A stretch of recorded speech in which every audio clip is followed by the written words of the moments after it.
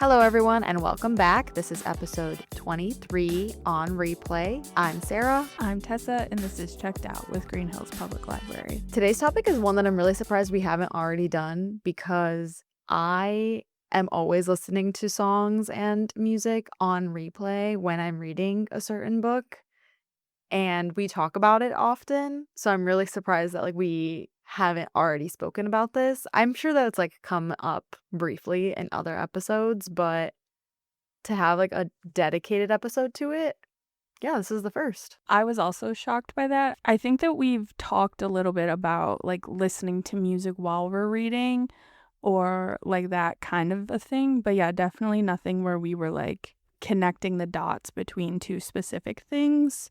But I guess that leads me to my next question. Do you always listen to music while you read? Do you listen to it while you're reading? Not always, but if a song clicks while I'm reading a particular book, then that is going to be the song that I listen to while I'm reading that book. And it will only be that song. So Yukon by Justin Bieber. Yeah, Yukon by Justin Bieber, actually. I don't know. It's something about the melody of that song. And I've said it before on the podcast. It's just one of those songs that you don't really have to pay attention to what he's saying. It just happens. It's in the background and you just go on about your day. There's that, and there's My Love, Mine, All Mine or something. The Miskies song. Yeah. You just throw that on and it's just classical music That one to me. for sure. Yeah. Yukon is a unique experience, I think. My situation while I'm reading is a little bit different. I'm a big fan of brown noise while I read, which is not music, or listening to instrumental, especially with reading fantasy. If I'm gonna have my headphones on, I want music scores, not necessarily words and lyrics, but I do often equate certain songs to books. So not all the time, but for me it's kind of two different things. When I'm thinking, sometimes it could just be I heard a song on the radio while I'm reading a book, and then immediately I link the two in my mind, even though they have nothing to do with each other, but that's it. That's the song that's just playing in my personal record player on my head, and so then it just becomes linked to it. Other times it's specific lyrics that make me think of the book, or moments in the book that remind me of a certain lyric or a certain thing or theme in a song. But I will say, though, because you were just talking about scores and instrumentals, I have a really hard time reading while people are talking. Very hard. And I think it might just be that I want to be part of the conversation so bad, and that's why. But music, I don't. Unless words it's don't bother party you? rockers, then I'm fine. Even then, I think I'm okay. Lyrics though don't bother you? No, lyrics don't bother It's me. just if someone is having a conversation. Yeah, because I feel a pull to contribute to that conversation. What about if it's there's a TV show or a movie on? Yeah, I can't, because I think you can do that, right? Yeah. I can't. If a TV show is on, even I've never been one to just have a TV show on the background. I have to be locked in on the TV show. I tried to do that the other day with Love Island and making an edit for a book, and it was okay, but I would catch myself drifting away from the task that I wanted to do to just stand there and watch those videos or those memes where people are putting on some light watching for the background, and they're standing there with the broom in their hand. That's me. So the book, no. I mean, in between commercial breaks I think I can. But it's 30 seconds, 45 seconds of ads or commercial breaks. Yeah, it doesn't bother me. But I think that is, I make this joke to you a lot, but an only child thing. I was just conditioned being around siblings all the time to whatever they have going on, you can either do what you need to do while it's happening, or you're not going to do what you want to do. So I think that's why I can do it. But yeah, no, I have a harder time with music with lyrics than I do with TVs or movies being on. Interesting. That's so cool to me that you can do that. It really is, because, like, it's just not a skill that I have. Maybe it's the ADHD too, like, only child and ADHD, like, my brain can't be, like, doing both of those things at once or caring about them intensely at once. I think it's, like, a muscle I have to, like, practice and work on in my mind. But you don't really need to work on it. I mean, I guess not. Like, I can do music with lyrics, and, like, all of the ones that I have picked today are songs with lyrics. Yeah, I feel like if you can do that, you can make it happen. I will say, like, it does need to be something I don't care about, though, or I will get distracted. That's fair. So it's often when, like, my wife wants to watch a show I don't like, namely, like, Love is Blind, or reality TV in general. Stop. We have to have a whole episode on reality TV. Bring Kaylee on as a guest. Yeah, bring Kaylee on as a guest. I love reality TV. See, I end up getting sucked into things sometimes, but I really can't do Love is Blind. I really can't. They're a mess. I can't. The Ultimatum, really good for me. Oh, I had to get back in that. I really enjoy that one because, like, they're a mess, but they're also putting, like, very real relationships on the line, which is just very crazy to me. Yeah. Also, Temptation Island. Okay, because you like Temptation Island, I think you would like Love Island. I've watched Love Island. Yeah. I've watched a season of the UK Love Island, like, a long time ago. But, like, those are my people. Like, we're done. I don't need new ones. Okay. Well, are all of your picks with lyrics? Yeah. Okay, let's get into it. I'm just gonna put Get Into It by Doja Cat. Dude, that song always comes up on my shuffle. My Apple Music loves that song. What in her other one, Kiss something or other that she has. It's always on. I'm just gonna replay. put that. Actually, I wanted us to do this episode just so that I could sing a cappella for everyone. Please sing the riff off from Pitch Perfect. Oh my god, from Pitch Perfect? I know what it other bar riff for off bar. do you know? I used to watch a lot of them on YouTube. Who's doing them? Like high school and college students. Whoa. Yeah, dude, they were like legit a cappella groups. And they were like on stage and performing and all Riff-offs are this. real? Yeah.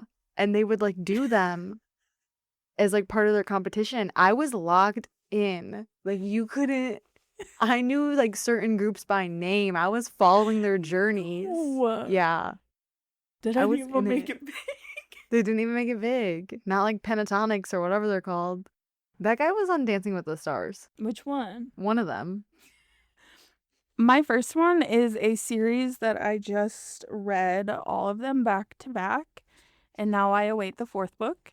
But it is the Kindred Curse Saga by Penn Cole, the first book being Spark of the Everflame. And the Kindred Curse Saga, you start with Spark of the Everflame, and it's a fantasy romance, and you have your FMC, who is just a wee little healer human girl, right? And there's the descended Think Fae, it's just a different word for it, that have like a higher status in their world, and they're seen as like being evil. And our main healer girl has to go to the castle to help the descended, which is very much not what her family does, supports, whatever. She gets involved with the prince. I'm not pitching this very well, but I'm just gonna be honest, the first book is like very run-of-the-mill fantasy romance, but it's very fun. Once you get to the second and third, more of like the political landscape becomes clear. And I will say there's a very, very annoying man. He's very annoying.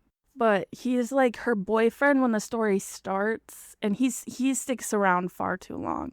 It's bad. Anyway, the series is very fun, very good. The fourth one is finally coming out. Apparently, this is a big problem that people have had with this series because it was indie and then got picked up for trad, and then they kept pushing back the fourth one. But the song that I have that coincides with it is Poison by David Kushner. As the title might suggest, is referencing like drinking poison and like intentionally poisoning yourself in a situation. And like our little Miss Healer girl, she is quite literally drinking poison several different times in this book. So in theory, it should make sense to everyone.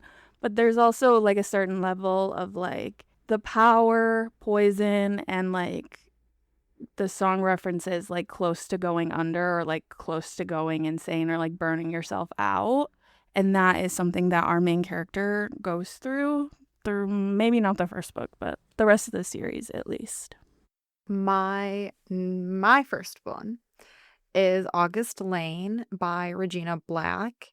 It follows a Black country music star who is like on the road to recovery from being an alcoholic, and he gets the opportunity to open for like the Black country music star of the 90s, JoJo Lane.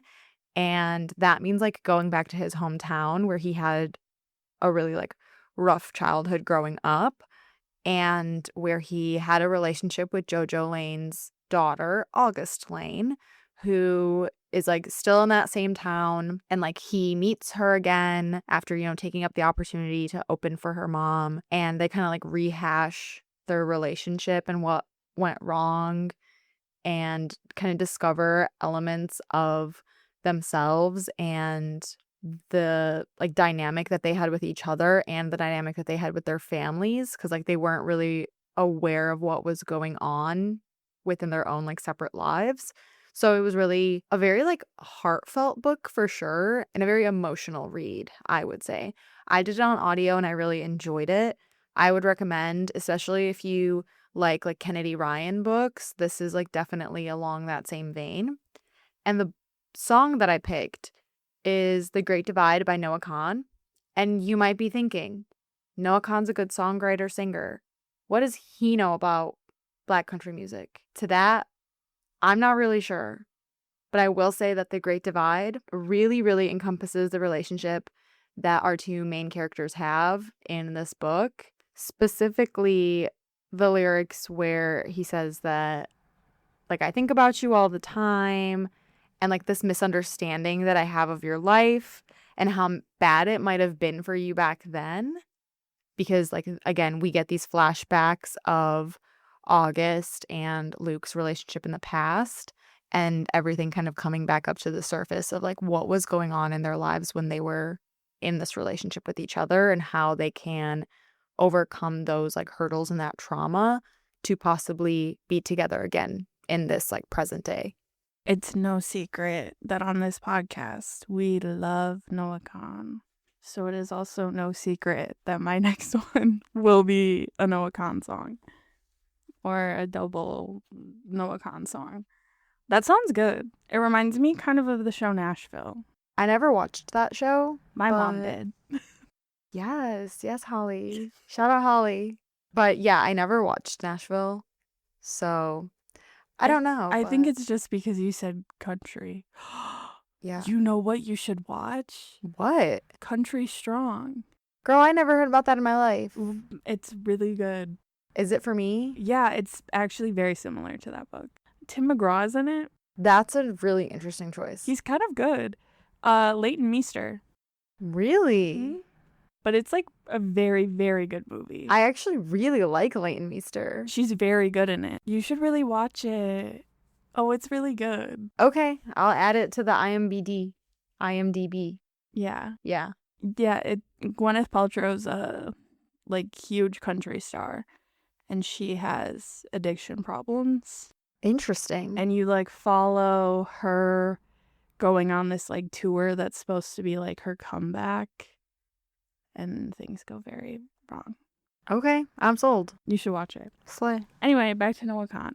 My next book pick is going to be Alchemized by Sen-Lin Yu. I know that we have previously mentioned it and that I very much enjoyed this book. I understand why some people might not, but I do think that it is almost a perfect representation of what fantasy romance is versus like romantasy. There is a lot of world building and like political things going on in it that is not always present in quote unquote romantasy. I don't know. That's a story for a different day. I have a lot of opinions on those things. But with Alchemize, you follow Helena, and she is a prisoner, and she has a big chunk of time missing this entire time of the end of the war that her world was in. And now she's shackled to eliminate using her magic, and the records show that she did nothing. She was just a healer and she was of no importance. But she is a prisoner of the High Reeve, and there's some business we aren't knowing about. You get a distinct feeling that he knows more than she remembers, and you kind of go from there. It's a very long story, but it's a standalone, so you read it once and you can move on. But my song picks for it are Willing and Able and We Go Way Back by Noah Kahan. I can't have one without the other. Sorry, I'm cheating. But Alchemized and both of these songs, they're just tragic. They're tragic. They're so emotional. They're so heartbreaking. Specifically with We Go Way Back, like I said, Helena is missing a big chunk of her life, and I don't know if this is technically a spoiler, but they quite literally go way back to farther than she is even aware of. Also, the lyric of saying I love you and I can't fake that is a very strong theme throughout this. To other people, the High Reeve appears to be a very bad person, someone who doesn't care. There's a level of falsehood to that. Willing and Able, that song is a lot. Specifically, the lyric for that one, that's we can fight like we used to fight, because they're kind of reliving the relationship that they have already developed, and then you have to do it all over again because she doesn't have those memories anymore. And they did, in fact, used to fight, and they do, in fact, fight like they used to fight. I really like that Senlin Yu decided to make that one book instead of make it into so many books in a series. I can really appreciate that. It makes me want to read it, even though it has lived on my TBR for a very long time. Yeah, they definitely could have made the choice to split it into at least 2, but maybe 3. And I think the story works far better as just one complete work, because the like plot points and beats like that you can stretch, but there would have to be a lot of filler that goes into it that like is just not necessary and would end up making it feel more traumatizing than it already is. And I know you're afraid of it, but you should read it. Maybe in the fall. It's like a fall book. Okay, sure. I also like that you paired, even though you're cheated, but I like that you paired We Go Way Back and Willing and Able. They are 2 like very sister songs to me. So it makes sense. I'll give you that pass, I guess. And they both make me want to throw up. Yeah, I can't listen to Willing and Able without crying. I can't listen to We Go Way Back without crying. Period. # sister songs. There's like a long list of Noah Kahan songs that are spooky and scary. That's fair. My next one is going to be a lot lighter. We're going to lighten up the mood here, y'all. And I have Heartstopper by Alice Oseman. And it's just going to be like the whole Heartstopper series thus far, because I'm really in my graphic novel era. And I just read this for the first time. Very, very cute. And this song pairing is brought on like part because of the illustrations. Like the ones that I've read are like printed in blue. So everything has like this blue hue to it. And then also just like the story itself kind of feels a lot like this song. And that's Purple by Olivia Rodrigo. And in this song, she kind of talks about this relationship and these 2 people that their lives intertwined in like the turning point being this kiss that happens. And I feel like it kind of matches up a lot with Heartstopper because, you know, we have these 2 teens that meet and their lives sort of like intertwine with one another, and they're able to kind of find themselves and navigate their relationship, that I think is really beautiful. And particularly like in the song, she talks about like red and blue, which again, that's like reminding me of the illustrations and how they mix together and make purple, or like their two lines create a circle.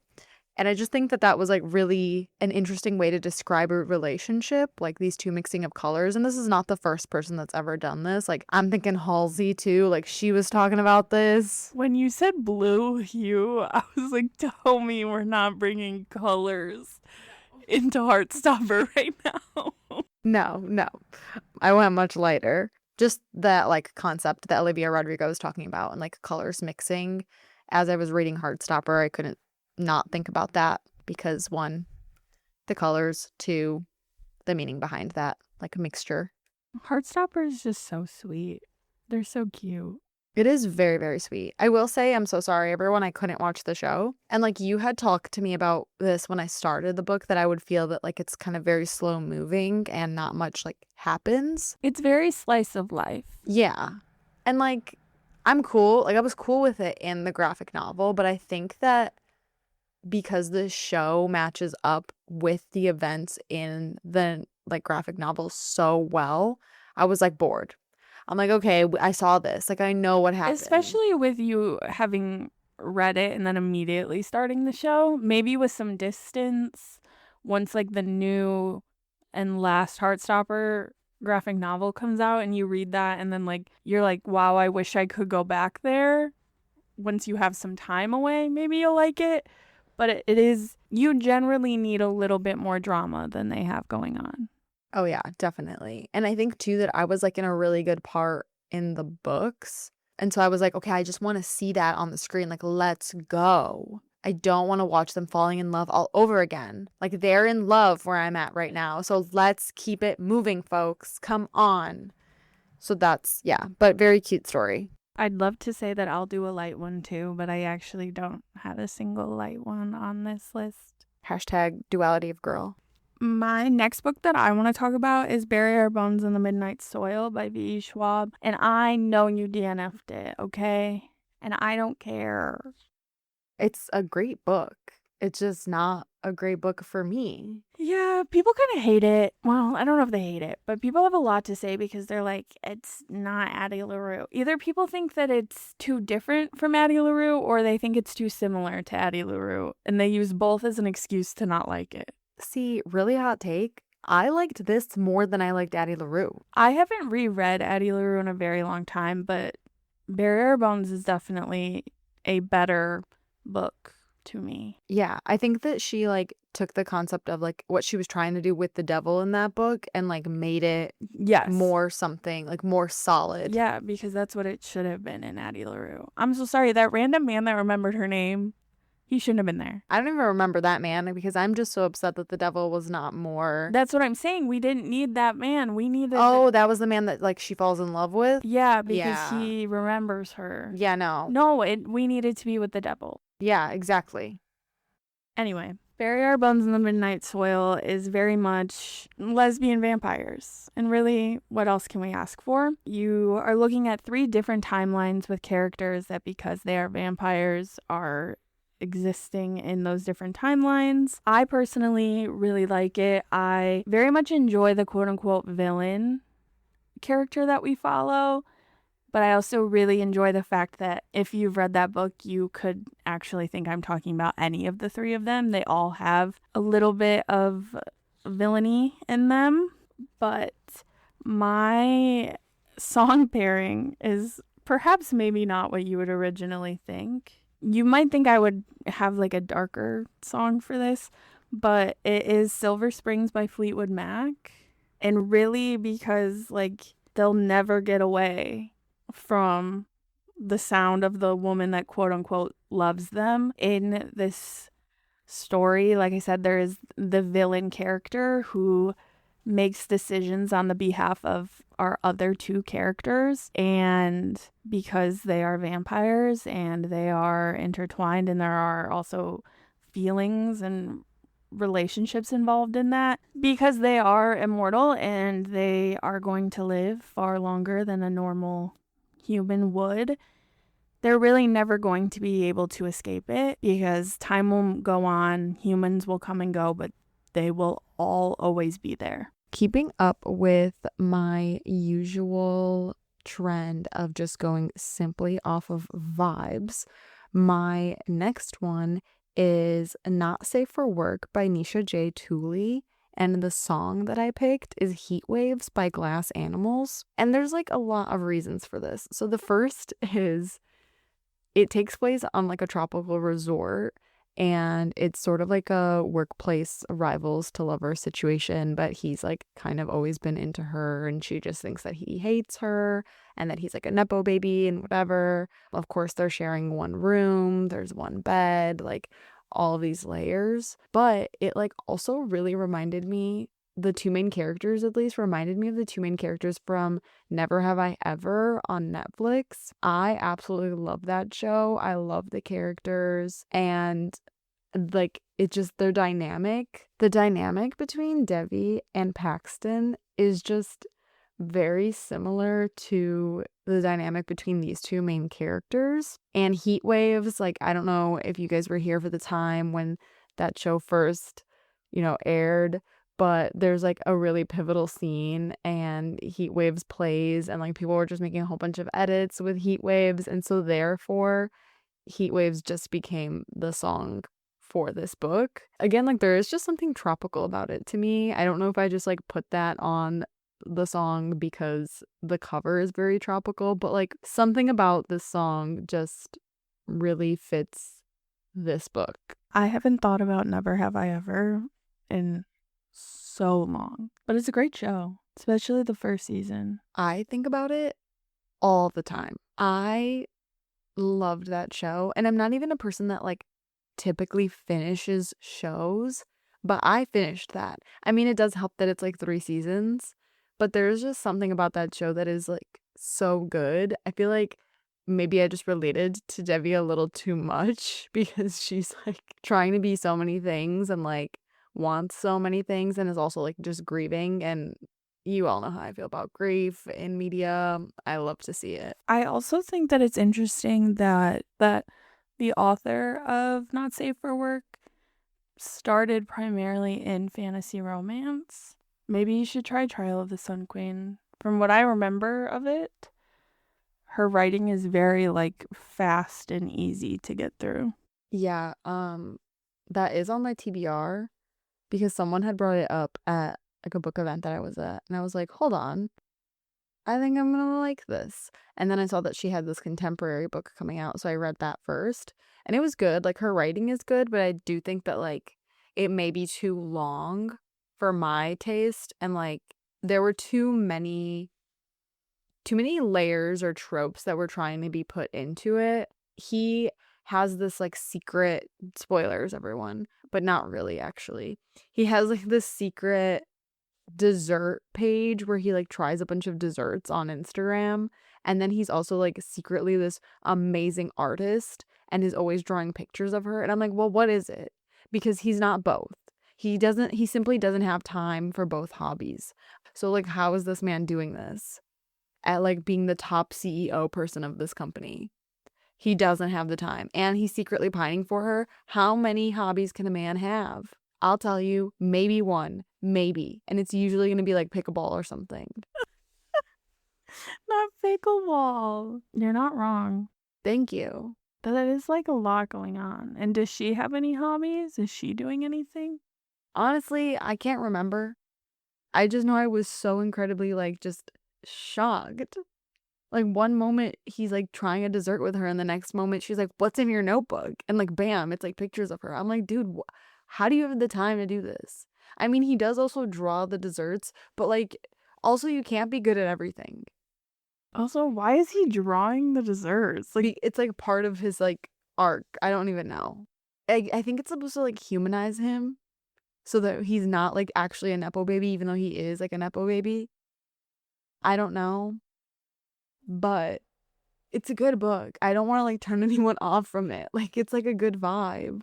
She has a new one coming out, and it's Too Cold for Comfort that I will probably read. The covers are really good, if that helps anyone. Yeah. I don't know. Too Cold for Comfort like a ski resort? Exactly. For some reason, that's more fun to me. Maybe that's because, like, when I'm warm, I, like, don't really want anyone, like, near me or to touch me. So I am immediately, like, adverse to a, like, resort tropical situation. This is coming from the person that got married in Mexico, everyone. So keep that in mind, please. Yeah, that's true. I did do that. But also, like, I just feel like it's cozier if we're, like, at a ski lodge and it's, like, cold and we get snowed in. okay, that's fair. Yeah, it is. I totally get, yeah, okay. And also, like, you're not getting married at a ski lodge. I mean, maybe you guys are and, like, love that for you, But I am not. but you're not. No. We're gonna move on. Anyway, that was my pairing. We went off the rails as usual. I'm gonna go for an old series and an old song. The series is The Infernal Devices by Cassandra Clare. I know that I've spoken about the Shadowhunters series on the podcast before. I'm not here to say that they are the most well-written, best things in the entire world. You have to keep in mind that she started this series in the 2010s and it's an urban fantasy. So especially the Mortal Instruments arc of the larger Shadowhunters world is not the best thing in the world. But the Infernal Devices, it's just a trilogy and it's in like Victorian London. There's like a steampunk element and it's like the world's greatest love triangle of all time. I will go on record to say that. I have not read those books since I was maybe a sophomore in high school and like it sticks with me so aggressively. Like I remember specific plot points. It's so good and I want to revisit it. It's also one of the only books in the world that I can read even though the main character's name is Tessa. If I see that, I usually like get out of there. But something about this one, I don't know. It like actually genuinely makes me want to like be ill thinking about what happens there. But the song also is always going to make me feel ill. And it's Thinking of You by Katy Perry. Why did you do that? Like, why? You know how I feel about that. Why would you do that? It's sick. It's sick and twisted. No, it's like probably the worst thing that you could have ever done, and I don't think that we could be friends after this. But like, if you had read them, you would get it. Which is fair. And it's applicable to both sides. Like, whichever one she is with, it's applicable. This is a love triangle situation? Yeah. Oh my god. Yeah, it's like very serious. Anyway, if you've never heard the song Thinking of You by Katy Perry, I'm not sure what you're doing. It's just so good. It's such a good song. It's such a good series. You have Tessa and Jem and Will. And Jem and Will, I will say, I guess it's more of like a, I don't know, love triangle gets thrown around a lot. And I think technically for a love triangle, everyone needs to be connected. Otherwise, what is it? Like a square? It's like, are they both in love with one person? Yes.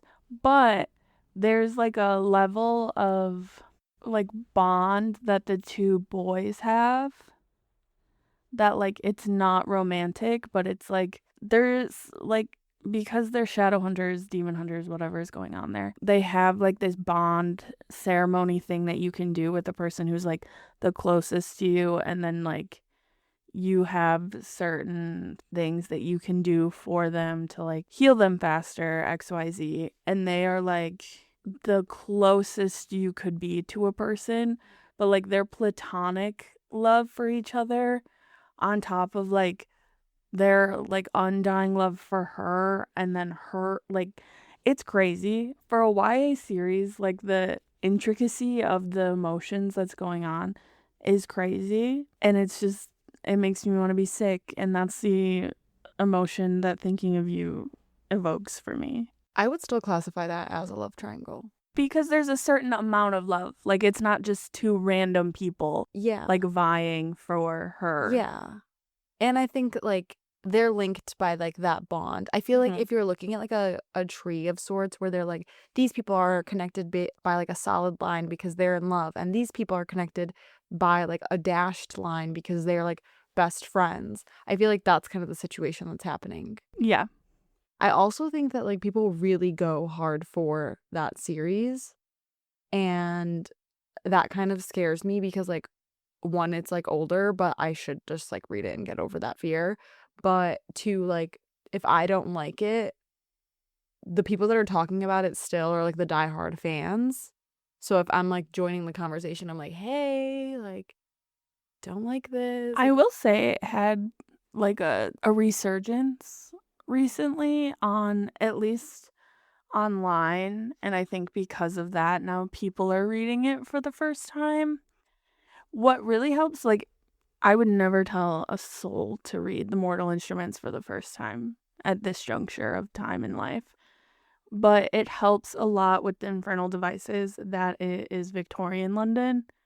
So, like, you're not getting outdated references that you might get in The Mortal Instruments. And, like, you don't have to worry about a certain level of, like, misogyny not being correct because, like, it's Victorian London, which doesn't make it okay, but it makes it realistic and less of, like, a problematic thing reading, like, a current timeline. Because I don't know if you guys have revisited any 2010s YA specifically. They are saying some crazy, crazy business. that was like the whole conversation with the off-campus series that just got like, you know, turned into a TV show, is that people were rereading or reading for the first time the series, and they're like, what is everyone talking about? Like, this is actually insanely misogynistic. Yeah, it is. The Deal specifically bad. That's the only one I've read, so. Yeah, so like people were like, what is going on? Other people were saying like, hey, this is like really 2015, and like we should not be taking this out of the time. Like you cannot like take this work and like put it in this context of like society that we live in now and like how we've grown, because it just wouldn't work. But I think they did like a good job with the show and like setting it in this time and making it less misogynistic. I'm curious to see like how it continues with the other characters, because like some scenes in books, I'm like curious to see how they handle that. But like I think that they handled the one scene that I thought was like extremely misogynistic in The Deal pretty okay. And like they even like call out, and he's like, spoiler again. I'm just like dropping spoilers all the time. But this book came out in 2015, guys, and the show has been out for months. So, but he in the book like implements a hands-off rule. So like he and the main character are no longer together, but he tells everyone on the campus like you are not allowed to date her type of thing. And so in the show they like kind of play at that cuz like guys are avoiding her, and so she goes up to him, and like one guy is like, oh, like he said that we're not allowed to talk to you or whatever. So she goes up to him and confronts him about it, and he's like, why would I ever do that? They're allowed to talk to you. I don't really care. Like that's actually misogynistic. Like why would I go out and put this hands off rule? So I thought that was a nice like change, but also like call back to like a scene that a lot of people, like a lot of readers were like, why didn't they include that? Well, like they kind of did, but they like made it so that it's not problematic, guys. That's interesting. That's an interesting way to, like, twist it, is to still have, like, the scene, but subvert it so much that it becomes, like, almost calling the book and what happened in it, like, ridiculous. It's interesting. I'm bringing us back from fantasy to contemporary, and it's going to be, the book that I chose was One on One by Jamie Harrow. And again, this song has absolutely nothing to do with the book besides the fact that I was listening to it while reading, and it's Somewhere Only We Know by Kian. That song is so upsetting. It's like, It also always makes me think of Winnie the Pooh, oh, okay.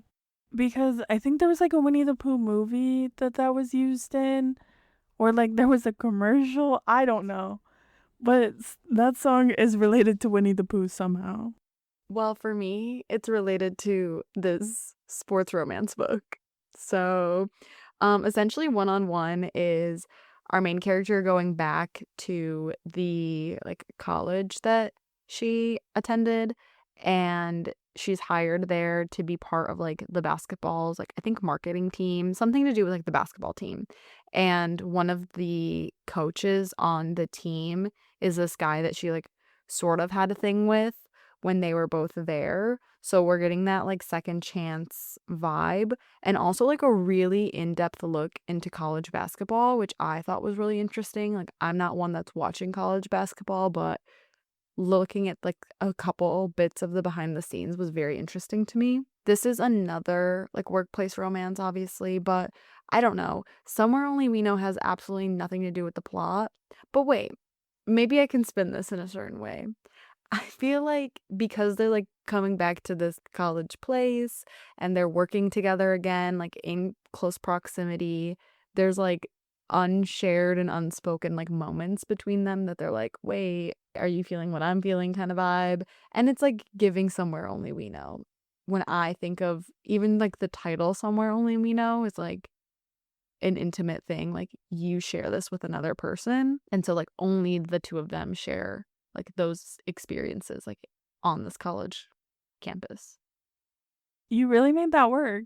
I did. I'm You were like, actually this is so actually shocked. vibes, and then it was actually just very accurate. Yeah. Patting myself on the back. Yeah, good work. Thank you. Okay, my next one is, I don't know if I've brought this series up on the podcast before, but if I haven't, I wish I had. It was indie published, now it's traditionally published, but the author is best known for Serpent and the Wings of Night.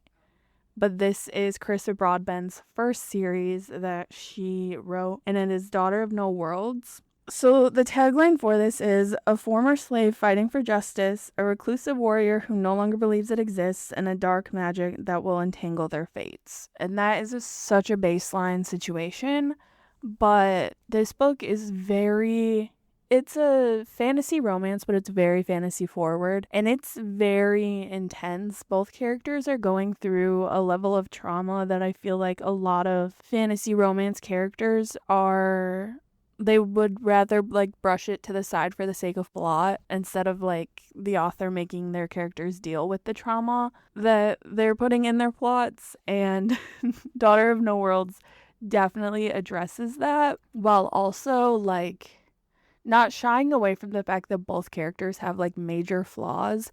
And at certain points, you don't really know if your main characters are on the right side of what's going on and like how they're trying to fix things, except are they trying to fix them? And my song for this is just like very random, but this is my most vibes pick, I think. But it does relate, so it's all the same in the end, I guess. It's Everybody Wants to Rule the World, but specifically the Lorde cover for, I think it was Catching Fire. It's one of the Hunger Games that she does it for, and like really truly, I mean, always everybody wants to rule the world, but in this series, every character that you know wants to rule this world. And I think that that's what's very interesting. Usually you have characters that are like, you have your side characters that are rallying around the main characters, but no, everyone wants that power in this, and they will do whatever they can to get it.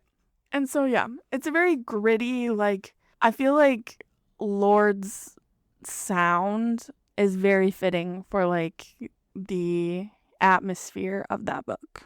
I do think, yeah, I like Lady Gaga's cover too of Everyone Wants to Rule the World. And I think that she made that specifically, correct me if I'm wrong, for Amber Glenn to perform with. And that was good too. But I like anything that I'm like jumping all over the place. But I also like really just like any soundtrack, any Hunger Games soundtrack. I think that they kill it every time. Yeah, the Hunger Games and Twilight. Yeah. It's been a hot minute since we've brought the Twilight soundtrack up, okay? Twilight in general. But yeah, Twilight. Yeah. That's a good soundtrack. They're really doing it right. They are. Maybe they'll hire us after this. They'll be like, those girls, they need to be working on soundtracks for movies. Maybe they won't after this one, but we'll see. My last one is my most unhinged one, and I'm bringing this back because we did this for a book talk, and it's Mate by Ali Hazelwood. And I have 2 songs, but they're by the same artist. You let me do it with Noah Khan. Yeah. Is it Noah Khan? No. Okay. Noah Khan would be simply too serious right now. It's Shakira. Okay. And the first song is like a little bit of a stretch, but like you guys just hold my hand. I know where we're going with one of these for sure. Like just hold my hand when I say this. Is Can't Remember to Forget You. And this features Rihanna. It's such a banger of a song. It's literally insane. But I was listening to it while reading Mate. And essentially, like, they are mates. So our main female character is a hybrid werewolf human, which is what I just thought like werewolves were, but that's fine. And she gets like taken into protection like by this clan, and it's like a very brooding alpha male like of the pack, and they end up being mates, and he's like constantly trying to fight it, and she's going through like her werewolf cycles and heat and whatever, and so like they're like drawn together and then brought apart and etc. And it's very spicy, you know, it's a classic Ali Hazelwood. But like the whole concept of Can't Remember to Forget You is like, I'm trying so hard to like let go of this situation and like fight this, but we keep like being drawn back to each other, which is happening a lot in Mate. And then the second song, again, also by Shakira, is just She Wolf. And that's just like classic because I don't know, she's just a wolf and she's a she wolf. So, and it's also like coming out of the closet of accepting your, you know, a she wolf girly. And I feel like our main female character like really has those moments like where she comes to terms with her identity in this book. Yeah, I feel like hearing Shakira off the bat might have thrown people for a loop, but like it's very true. Yeah, once I like put together what you were saying, I was like, oh, obviously She Wolf. But the double whammy, you got like your silly little one, but like a kind of true one too. And also, this is like crazy. Should you be saying I'm gonna just do it anyway. I don't know if you all know like that trend that was going on where people would be like on all fours like running, but and like the camera's like panning them. In my mind, it was like, and they're like pretending to be wolves, okay? It was these 2 people, like these main characters in this book, like running, and in the background, like you have Shakira playing.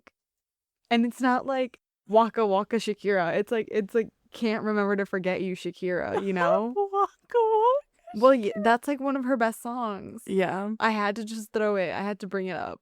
It had to be brought up. If I'm talking about Shakira, we have to talk about Waka Waka. The world never knew peace like they did with Waka Waka. Tell me I'm wrong. I'm not. I can't. Like, I can't tell you. I can't tell you you're wrong. Exactly. Shakira really is like bringing the world together. You love Shakira. I do love Shakira. And with that note, we are switching from Shakira, unfortunately, to talk about our book talk for this month's episode. And this one I'm really excited to discuss, I think. And it is Die For Me by Charlene Obobi. And guys, first of all, this is not a spoiler. This is not a vampire romance, I think, is what we've come to the conclusion. It is not. Okay. It is confirmed not a vampire. And it's not a spoiler, but like Goodreads led us astray because she's never thinking that he's a vampire. And like he's not. I won't say what he is because it takes to like 75% before you like are having that reveal. So it's not the same as like in Twilight again. In Twilight, you know he's a vampire. Like it's on the back of the book of 3 things she's absolutely certain. Yeah. And that's not what's going on with Die For Me. You figure this out with Sean, our female main character. Guys, this is good. This is really good. And this is not... It is mostly rooted in contemporary. Yeah. And like that's not really my bag. We know that with romance. But it's good. I definitely have to agree. I really enjoyed it. It follows like Sean, our main female character, who is a cardiologist or cardio surgeon. She had a traumatic past with like her previous relationship that I like won't get too into, but make sure you look at like content warnings before starting. And she's like sworn off like having like, this long-term like marriage or relationship. And she meets Julian, who is 11 years her junior, at her like mutual like friend's wedding. And he's instantly like into her, and she's like completely enamored by him, and he just kind of like possesses this aura. He's able to command a room, he's very charismatic, he knows a lot about art, he's an entrepreneur, he knows music, he knows food, he speaks multiple languages, and she's just like so incredibly intrigued by him. And like I think that I can speak for both Tessa and I in saying that like we were also intrigued by him. Like he's just cool. Like he's cool. He's so cool. Yeah. And he's got like so many things going on. Yeah. I love him. But I have yet to meet a male main character named Julian that I do not love. Agreed, actually. There's something about it. I can think of 3 off the top of my head. I can think of 2 more besides him. Yeah. Yeah. Well, I know one. We don't talk about him. And my second one is Julian from Potshot. I love that man. Mine's Julian from Carval. Wow. Yeah, we love this man. We just love the Julians of the book world. I mean, I think that we would both recommend this book. Check it out. It just came out, and I think that it's going to be fun. Charlene also has 2 other books that are out. I thought that this was her debut, but it is not. And her writing is really good. Very good. Also, not to be a hypocrite, this man does have a job, but his job is like literally all those things. Like he needs to know multiple languages and art and music for his job. So like earlier when I was like, a man doesn't have time for hobbies, but if he has this job, okay, I just need to say that out loud. Because I was like, wait a minute. But anyway, our next book talk is going to be Headlights by CJ Lead. I'm a huge CJ Lead fan, so can't wait to get that started.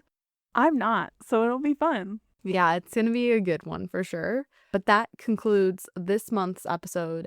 As always, if you have any comments, concerns, any recommendations, please send them over to podcast@greenhillslibrary.org. Thank you guys so much for listening. This has been episode 23 on replay. I'm Tessa. I'm Sarah, and we're checked out.